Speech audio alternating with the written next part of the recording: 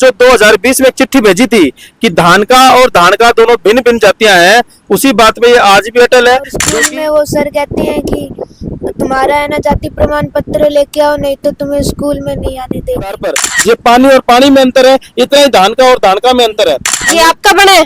हाँ, कब बना था?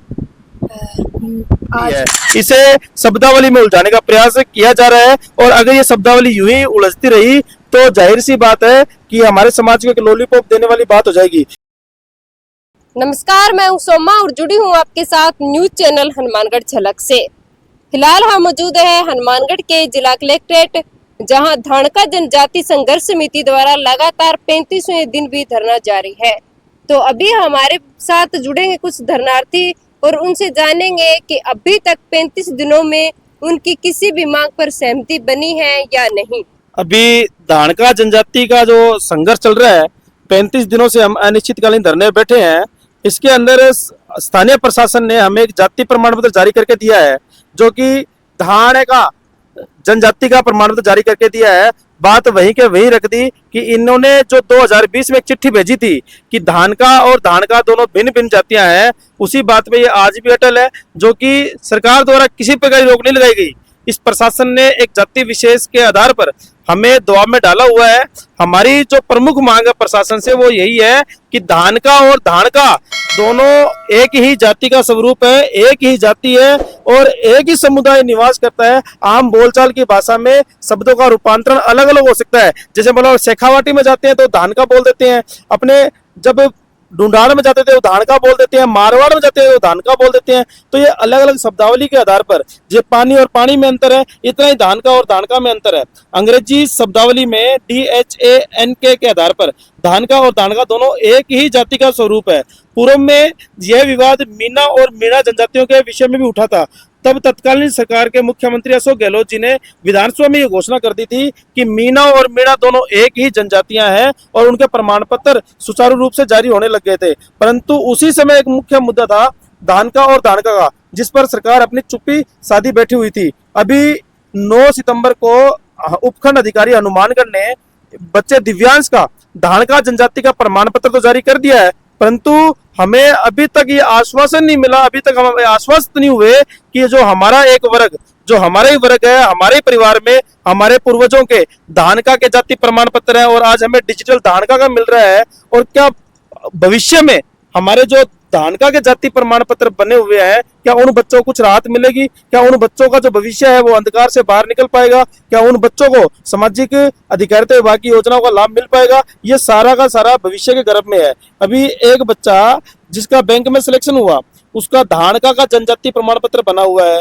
उसका जब सेंटर का प्रमाण पत्र मांगा, उसने अप्लाई किया तो उसने उसका खुद का धान का था, उसके पिताजी का मांगा, उसने अपने पिताजी का जब जाति प्रमाण पत्र अपलोड किया तो प्रशासन ये ऑब्जेक्शन लगा के रिजेक्ट कर देता है कि आपके पिता की तो जाति धान का है और आप धान का समुदाय से है। अब आप ये बताओ, पिता पुत्र दोनों की अलग अलग जाति कैसे हो सकती है?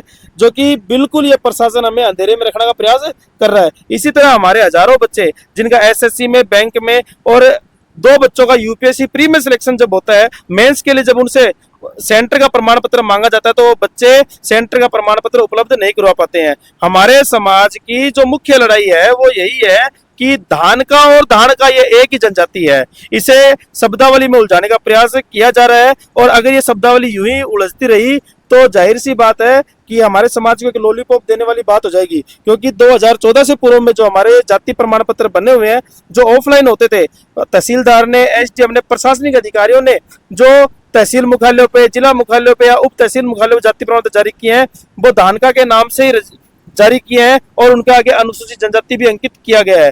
जब हमारी जनजाति धानका जनजाति है तो उन अधिकारियों ने हमारे धानका जाति के प्रमाण पत्र जारी क्यों किए गए और उसके आगे अनुसूचित जनजाति भी ऐड किया? मैं आपका ध्यान आकर्षित करना चाहूंगा गजट नोटिफिकेशन की ओर पे। गजट नोटिफिकेशन 1976 का जब जारी हुआ, उसमें क्रम अनुसूचित जनजाति संख्या क्रम संख्या 4 पर धानका जनजाति अंकित है, DHANKA। अंग्रेजी में हमारी जाति अंकित की गई। 1979 में इन्होंने कहा कि आपकी जाति धानका है। तो ये प्रशासनिक अधिकारियों को, आला कमान अधिकारियों को सोचना चाहिए था कि आप एक जाति विशेष की हत्या क्यों कर रहे हो, इनके आने वाले भविष्य की हत्या क्यों कर रहे हो। ये सारा का सारा षड्यंत्र एक जाति जो है वो हमारे समुदाय के खिलाफ रच रही है। और जब तक हम प्रशासन और सरकार हमारी इस बात पर सहमत नहीं हो जाती कि धानका और धानका एक ही जाति है, मात्र बोलचाल का अंतर है, तब तक हमारा धरना जारी रहेगा। क्योंकि जिनके धानका के बने हुए हैं वो भी हमारी जनजाति है, वही हमारे लोग हैं। क्योंकि हमारे पूर्वज है, हमारे पूर्वजों के जो पुराने प्रमाण पत्र आज हम ई मित्रा जब अप्लाई करते हैं, मान लो मैं अपना जाति प्रमाण पत्र अप्लाई करता हूँ, वो कहेंगे कि आप अपने पिता का जाति प्रमाण पत्र लेके आओ। अब मेरे पिता का जाति प्रमाण पत्र सन 2010 में बना है और वो धानका के नाम से बना है, मेरा स्टेट का धानका के नाम से, तो मेरा सेंटर का जारी नहीं होगा। तो प्रशासन कहीं ना कहीं हमें लॉलीपॉप देने का एक काम कर रहा है। हमारी आपके चैनल के माध्यम से प्रशासन से ये मांग है कि धानका और धानका दोनों एक ही जनजातियां हैं, एक ही परिवार है, एक ही समुदाय है। आप इनके भविष्य के साथ खिलवाड़ मत करो। अगर आप इनके भविष्य के साथ खिलवाड़ करने का प्रयास करोगे तो ये अनिश्चितकालीन धरना जो है ये उग्र होगा, और उग्र होगा ये धरना तो इसकी संपूर्ण जिम्मेदारी जिला प्रशासन हनुमानगढ़ की रहेगी। क्या नाम है आपका? लक्की, कौन सी क्लास में पढ़ते हो? 6th। ये जो जनजाति प्रमाण पत्र है ये स्कूल में मांगते हैं? हाँ मांगते हैं, और स्कूल में वो सर कहते हैं कि तुम्हारा है ना जाति प्रमाण पत्र लेके आओ, नहीं तो तुम्हें स्कूल में नहीं आने देंगे। और आपको छात्रवृत्ति मिलती है? मिलती है, पर जाति प्रमाण पत्र के कारण वो रुक जाती है। आपका क्या नाम है? दिवांश, आप कौन सी क्लास में पढ़ते हो? 4थी। ये आपका बना है? हाँ, कब बना था? आज। आपने स्कूल में दिखाया है इसको? आज ही बना है? हाँ। लेके जाओगे स्कूल में इसको?